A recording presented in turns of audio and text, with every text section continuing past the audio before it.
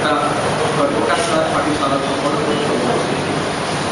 এর মধ্যে আমাদের সংগঠনের যে নিয়ম সম্মেলনে এখানে রাজ্যের সম্পাদক প্রতিবেদন পেশ করেন, রাজনৈতিক সাংগঠনিক শাসক প্রতিবেদন, তারপরে আলোচনা চলছে।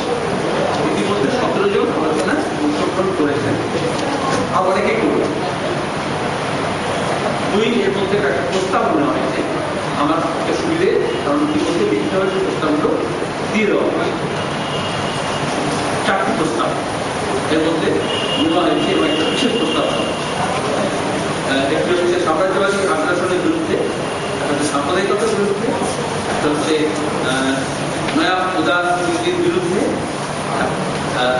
সামাজিক সততা দাবিতে, আর হচ্ছে তৃণমূল থেকে এখানে পশ্চিমবঙ্গে গণতন্ত্র বিরোধী কার্যকলাপ হচ্ছে তার বিরুদ্ধে।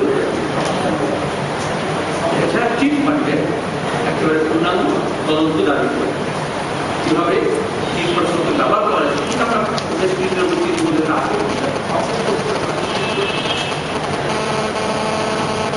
এই সম্মেলন উপলক্ষে কলকাতার বিভিন্ন জায়গায় সেমিনার, পর্যালোচনা এবং জনসঙ্গীত, বিভিন্ন নাটক, সঙ্গীত অনুষ্ঠান এগুলো যারা নেতৃত্বের জন্য উপস্থিত থাকে তাদের মধ্যে একজন সেমিনার বিভিন্ন টপিক ছিল। এটা সম্মেলনের অংশ হিসেবে যেমন প্রকাশ করা হয়েছে।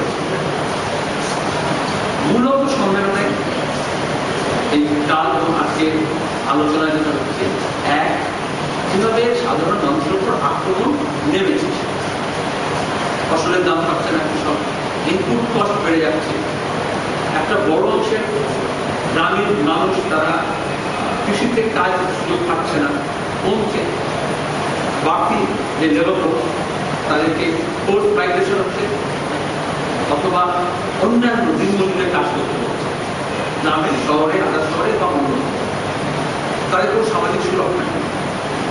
এই ইস্যুগুলোকে কিভাবে আমরা সমাধান করতে পারি, লড়াই করতে পারি, এবং কেন্দ্রীয় রাজ্য সরকারের যে নীতিগুলো নেওয়া হচ্ছে সেখানে দাঁড়িয়ে যাতে বড়লোক আরো বড়লোক, আমাদের যা সম্পত্তি, প্রাকৃতিক যা সম্পদ, এটা মুষ্টিমেয় কিছু মানুষের হাতে কুক্ষিগত দেখা যাবে। সমস্ত অর্ডিন্যান্স এবং বিলগুলো বাজেট নীতি অভিযোগ করছে সেখানে।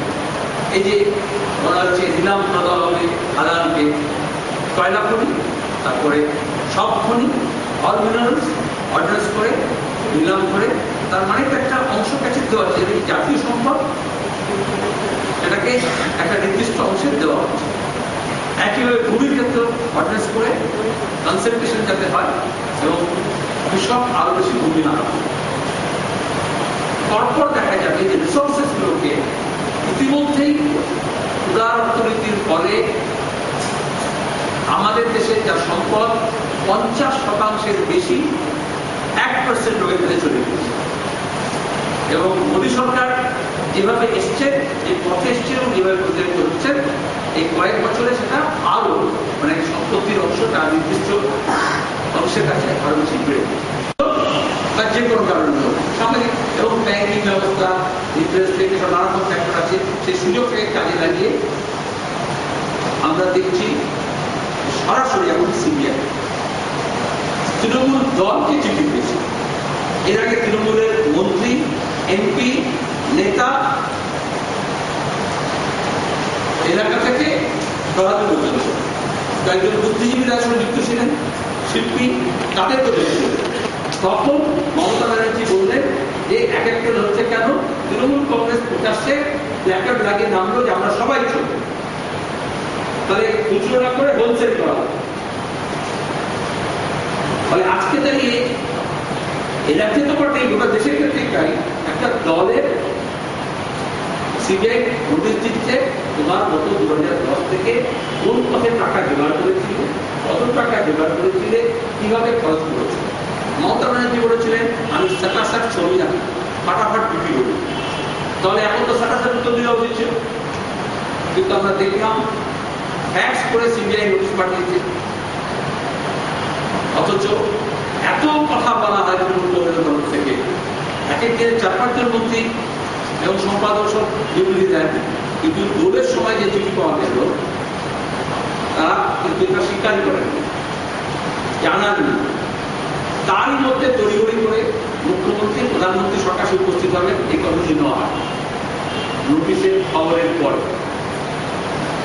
এক, যাতে এই প্রসেসটাকে স্টাডি করা যায়, পলিটিক্যাল সেক্টর নেওয়া যায়, তদন্তকে ইনফ্লুয়েন্স করা যায়, বা কেন প্লেস করে যে আসলে রাজ্যের স্বার্থে, রাজ্যের প্রয়োজনে টাকার দাবিতে কালকে বলেছি, টাকার দাবি বলে নীতি আয়োগ, প্রি বাজেট ডিসকাশন, সেক্রেটারি লেভেলের করেসপন্ডেন্স, ফিনান্স মিনিস্ট্রি লেভেলে আলোচনা, তারপরে তো সামিট, আর সেটা লোকসমুক্ত হতে পারে।